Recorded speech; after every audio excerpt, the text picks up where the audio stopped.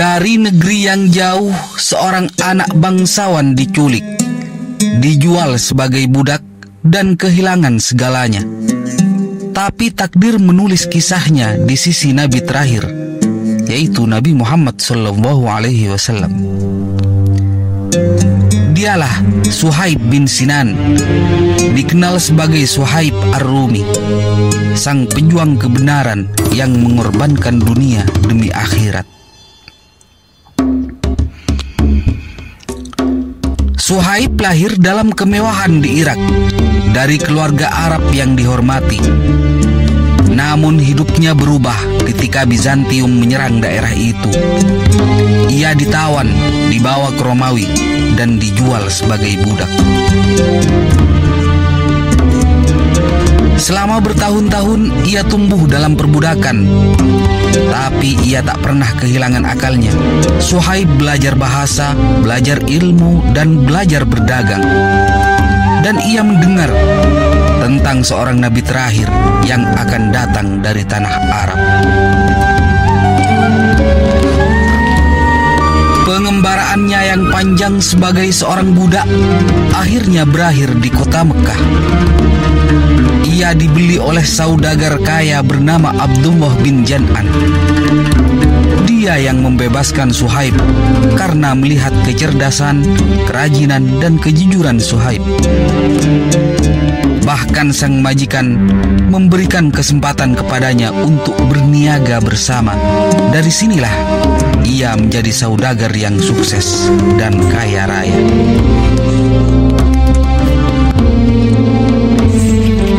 Saat Suhaib mendengar agama Islam yang dibawa oleh Nabi besar Muhammad SAW, ia melakukan hijrah ke Madinah. Dalam perjalanan, Suhaib dihadang oleh orang-orang Quraisy saat akan hijrah ke Madinah. Mereka menghalangi kepergiannya dan mengambil hartanya. Suhaib yang terkenal sebagai pemanah ulung menantang mereka dan berkata, "Kalian tahu, aku adalah pemanah yang handal. Demi Allah, kalian tidak akan bisa mendekatiku kecuali aku sudah membunuh banyak dari kalian. Atau kalian mau menerima tawaranku?"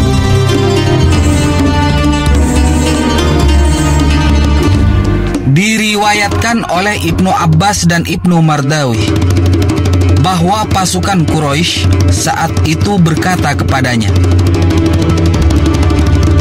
"Engkau datang ke Mekah sebagai seorang fakir, dan kami menampungmu di bawah sayap kami. Sekarang engkau menjadi seorang yang kaya, dan engkau ingin berhijrah dan membawa hartamu." Suhaib kemudian berkata kepada mereka, "Jika aku tinggalkan hartaku untuk kalian, apakah kalian mengizinkan aku pergi?" Mereka mengiyakan. "Maukah kalian memberiku tunggangan dan perbekalan untuk membawaku ke Madinah?" Mereka mengizinkan untuk memilikinya. Ketika ia tiba di Madinah, ia bertemu dengan Abu Bakar yang berkata kepadanya, "Penjualanmu sangat menguntungkan, wahai Abu Yahya." "Apa itu, wahai Abu Bakar?" tanya Suhaib. "Allah menurunkan tentangmu ayat Al-Quran," jawab Abu Bakar. Kemudian Abu Bakar membacakan ayat tersebut. Bismillahirrahmanirrahim. Wa minan nasi man yashri nafsahu ibtigha'a mardatillah. Wallahu ra'ufum bil ibad. Dan di antara manusia ada orang yang mengorbankan dirinya karena mencari keridhaan Allah, dan Allah Maha Penyantun pada hamba-hambanya. Al-Baqarah ayat ke-207. Ammar bin Yasir mengisahkan, "Aku berjumpa dengan Suhaib bin Sinan di depan pintu rumah Al-Arqam. Saat itu Rasulullah SAW berada di dalam rumah. Aku berkata kepada Suhaib, "Apa yang ingin kau inginkan?" Namun Suhaib malah balik bertanya, "Kamu juga, apa yang kau inginkan?" Lalu ku jawab, "Aku ingin masuk ke dalam rumah ini menemui Muhammad." Mendengarkan apa yang ia sampaikan, Suhaib berkata, "Aku juga menginginkan hal yang sama."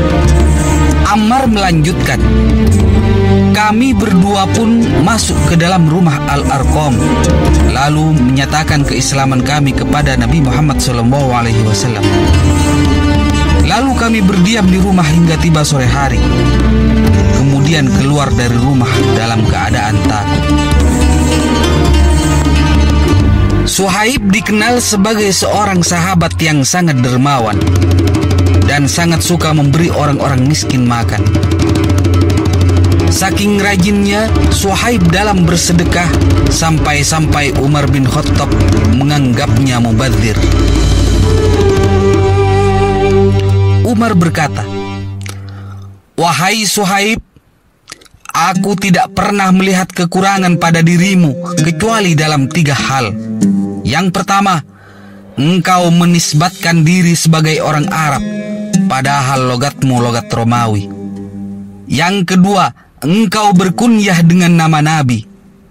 Dan yang ketiga, engkau orang yang mubadzir." Suhaib menanggapi, "Aku seorang yang mubadzir? Tidakkah aku berinfak kecuali dalam kebenaran?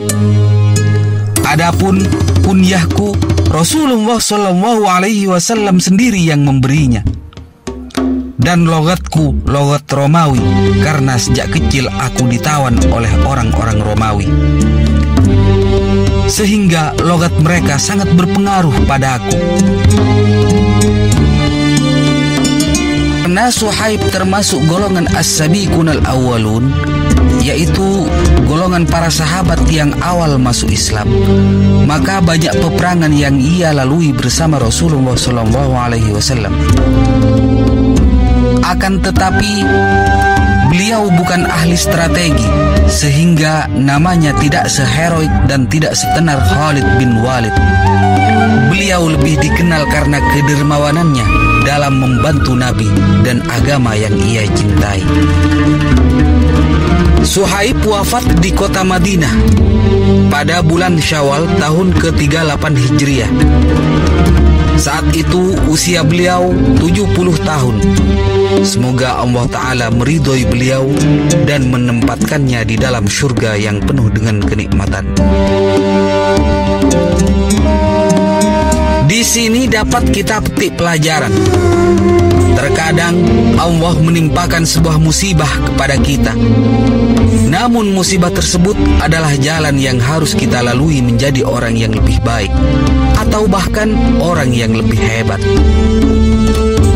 Nabi Yusuf tidak akan menjadi pembesar di negeri Mesir seandainya beliau tidak menempuh perjalanan hidup menjadi seorang yang disisihkan saudaranya. Suhaib tidak akan mulia menjadi seorang muslim dan sahabat Rasulullah SAW jika ia tidak menempuh perjalanan hidup menjadi budak yang mengantarkannya ke Mekah hingga bertemu dengan Rasulullah SAW. Oleh sebab itu, janganlah kita berprasangka buruk kepada Allah atas musibah yang menimpa kita. Bisa jadi Allah simpan hikmah yang besar, atau Allah persiapkan sesuatu yang istimewa di balik musibah yang kita derita. Demikianlah kisah Suhaib. Semoga kita dapat mengambil hikmah dan mencontoh kedermawanannya dalam kehidupan sehari-hari. Assalamualaikum warahmatullahi wabarakatuh.